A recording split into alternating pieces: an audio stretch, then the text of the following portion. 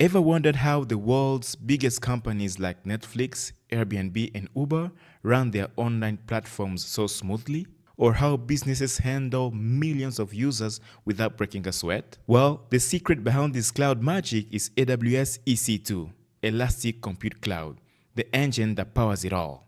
And in today's video, I'm going to break it down for you, what it is, how it works, and why it could be the perfect solution for your business or personal projects.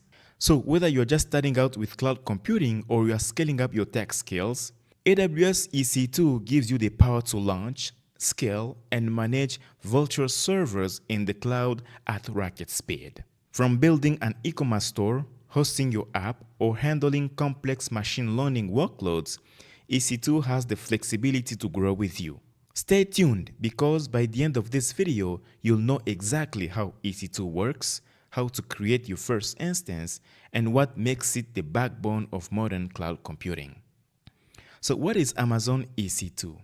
EC2 stands for Elastic Compute Cloud. It's a web service that provides secure and resizable compute capacity in the cloud. Now, Amazon EC2 lets you rent virtual computers, which are called instances, and these instances run on Amazon's servers. Now, you can choose how powerful you want your instance to be in terms of CPU, memory, storage, and more. And the best part, it is pay as you go. So you only pay when you need it and you pay for what you use. So you'll never have to worry about paying more than you use. Now, this way, you can easily scale up or down depending on your needs without worrying about hardware maintenance. Now, let's see the advantages of using AWS EC2. First, we have scalability. Now, let's say after launching your online store and during major sales, you're starting to get more traffic and you are worried about whether your website can handle the increased load without crashing. Now, the solution here is to use EC2 autoscaling. Now, this allows you to automatically increase the number of instances when the demand goes up, ensuring that your website remains responsive and doesn't go down. Now, once the traffic decreases, autoscaling can reduce the number of instances, which will save you money. Second, we have global availability and low latency. Now, let's say you want your customers to experience fast load times no matter where they are located. Now, EC2 Instance can be launched in multiple availability zones and regions around the world. Now, here you can combine it with other services like Amazon CloudFront. Now, this ensures that your customers always access your store from the closest server, reducing latency and improving page load speed. Now, the third benefit is flexible pricing options. Now, as a new store owner, you need to manage your budget carefully and minimize operational costs. Now, AWS EC2 provides multiple pricing options, including on-demand instances, which allow you to pay only for the time your server is running. You can also save costs by using reserved instances or spot instances for non-critical workloads. This flexibility helps you optimize your infrastructure costs as your business grows. Now, the other benefit, which is very important, is security. Now, let's say you are concerned about securing customer data, especially during online payments. Now, here AWS provides advanced security features like VPC, a virtual private cloud. We also have security groups and identity and access management. Now, with other services like AWS Shield and Web Application Firewall, you can also protect your site against DDoS attacks, ensuring safe and secure online transactions. We also have backup and disaster recovery. Now, let's say you need to ensure that your store's data, including customer orders and product information, is safe from accidental deletion or server failure. Now, with AWS EC2, you can use AWS EBS Snapchat. You can easily back up your data and recover it in case of failure. You can also use AWS Backup and multi-region disaster recovery options. This way, your store can remain operational in case of emergencies. All right, let's head over to the AWS Management Console and set up a new EC2 instance. Now, you have to log in to your AWS Management Console. If you don't have an account yet, check out my previous video on how to set up a free AWS account. Now, once you are logged in, go to the Services menu at the top, and under Compute section, click on EC2. Or you can search for EC2 in the search bar, then click on it. Now here we are in the EC2 dashboard. Now to create your first instance, click on Launch Instance button here. Now here, provide a name of your instance. I'm going to name it my first instance. Now next we need to choose an AMI, which is Amazon Machine Image. Now an AMI is a pre-configured template for your instance. Here we have different options. You can select macOS, Ubuntu, Windows, Red Hat and more. And for this tutorial, we'll select Amazon Linux, which is a free tier eligible. Now, next we need to choose an instance type. Now, the instance type determines the hardware of the host computer used for your instance. Now, instance type basically defines the computing resources like CPU, memory, and storage which are located to your instance. And you can start with a smaller instance type like T2 Micro, then scale up depending on your needs. As you can see here, we have more options here to choose. For this tutorial, we are going to select T2 Micro, which is also free tier eligible. Now, to securely connect to your instance, you need a key pair. Here you either have to create a new key pair or use an existing one. This will ensure that you have access to the selected key pair before you launch your instance. So we're going to create a new key pair. Click here, Create New Key Pair. Now give it a name. I'm going to name it EC2 Connect Key. Then we need to select a key file format. We'll select .pem as we're going to SSH into the instance. You can also select .ppk format used by PuTTY, which is a popular SSH client for Windows. Then click Create Key Pair. Now once the key pair is created, you are going to download the key pair file. Now keep this file safe as you'll need it to connect to your instance. Alright, let's configure the network settings. Here you can either create a new VPC or select an existing one.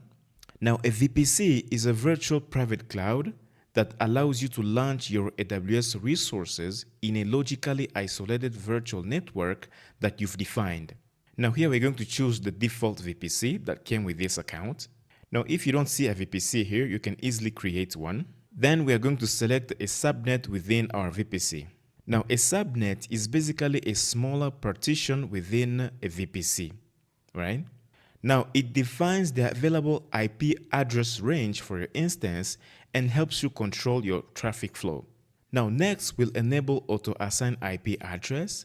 This option will make your instance accessible over the internet. Now next, we're going to create a security group. A security group is a list of rules that manage the traffic going in and out of your instance. And you can also add rules to allow certain types of traffic to access your instance. For the network settings, I'm just going to keep everything as default. I'm not going to create a VPC, a subnet, or a security group. Now for this demo, I'll just make it simple. But the only thing that you need to keep in mind here is to allow SSH traffic. This will help you connect to your instance. So if you choose anywhere here, it means that you are allowing to do remote SSH or to remote login into this particular instance. Now here, if you choose custom, then you can assign a specific IP address to this instance. You can also choose my IP. For this, you will be able to SSH or remote login to this particular server from this particular IP address that is written here. Now, lastly, we need to add storage to this instance. Now, this is EBS storage, which is Elastic Block Store that we are going to attach to this instance. So basically, this is the root volume on which you're going to install your operating system and other application packages. Now here, you're going to attach a number of gigabytes. You can either attach 8, 12, or 16 gigabytes, depending on your needs.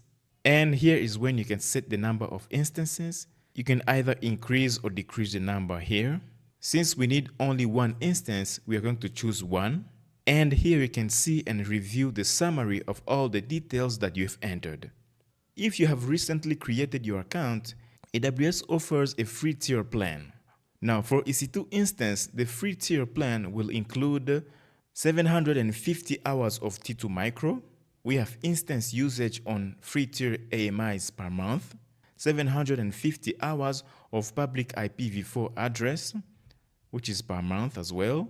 We have 30 gigabytes of EBS storage, 1 GB of snapshot, and 100 GB of bandwidth to the internet.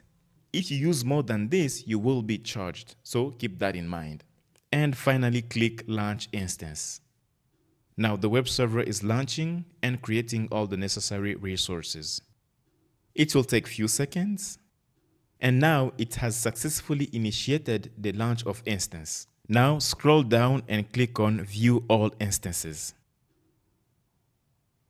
And as you can see here, we have successfully created our instance called My First Instance. And the instance state is running.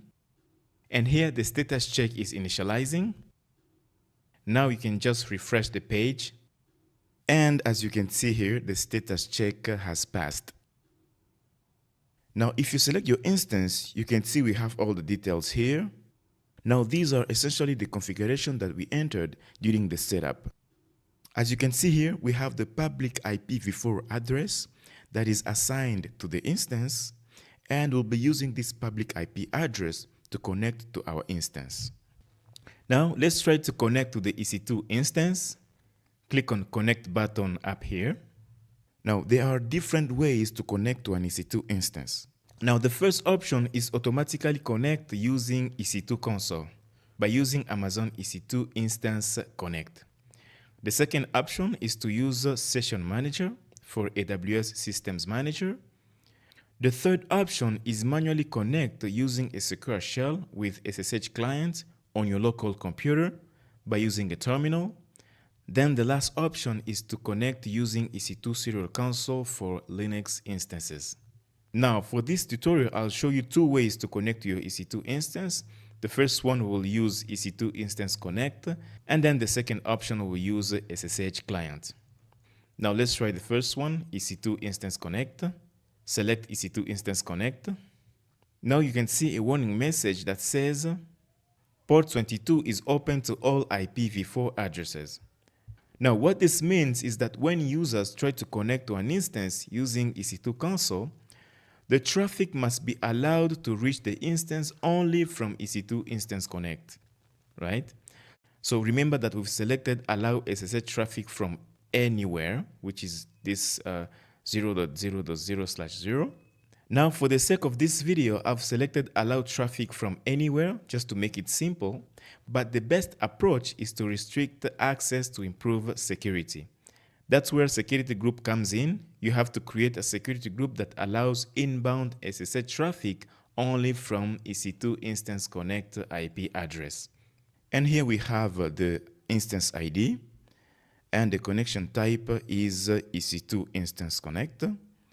Then we have our public IP address assigned to this instance, and then the username. Now click on Connect. Now it's creating the virtual machine. Give it a few seconds. As you can see here, the virtual machine has been created. Here we have Amazon Linux 2 AMI. Now let's try to connect using SSH client. Now, SSH is one of the most important functions when dealing with Amazon Cloud. It basically allows you to control a remote machine or a server, all using your terminal or your command line. Click on SSH client. And here you see we have the instruction here. First, we have to open SSH client. Then locate your private key file. Remember the key that we've downloaded. Then run the following command to connect to your instance.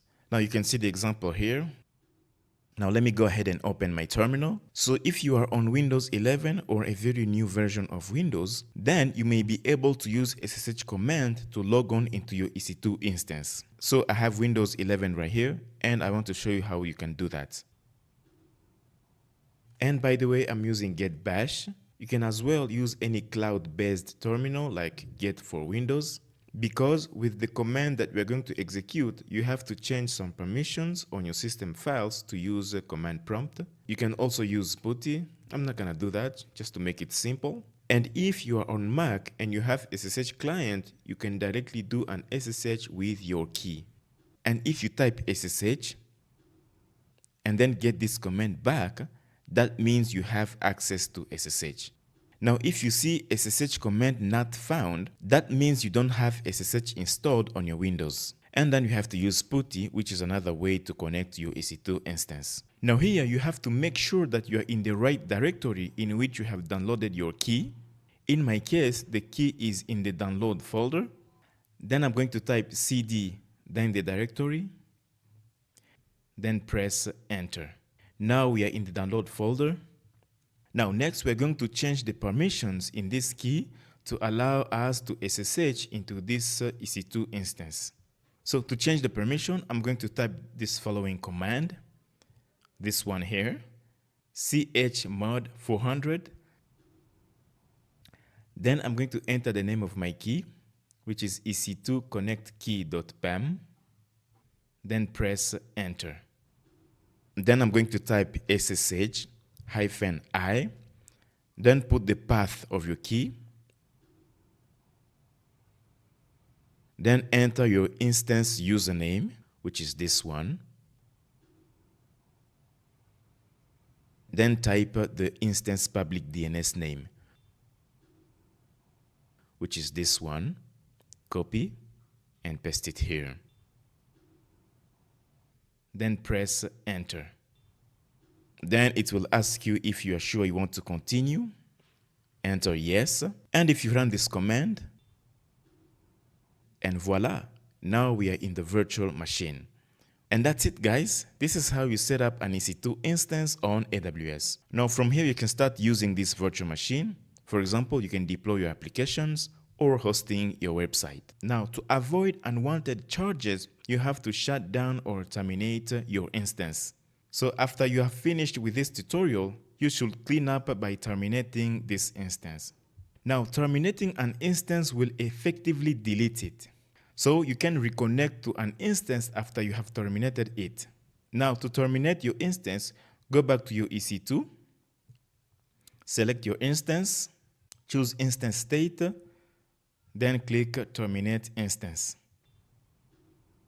Now click terminate when prompted for confirmation. So in the next video, I'm going to show you how to host a website using EC2 instance. So make sure you subscribe. Thank you guys for watching. I hope this video was helpful. Please give it a thumbs up and don't forget to subscribe. Thanks for watching, and I'll see you in the next one.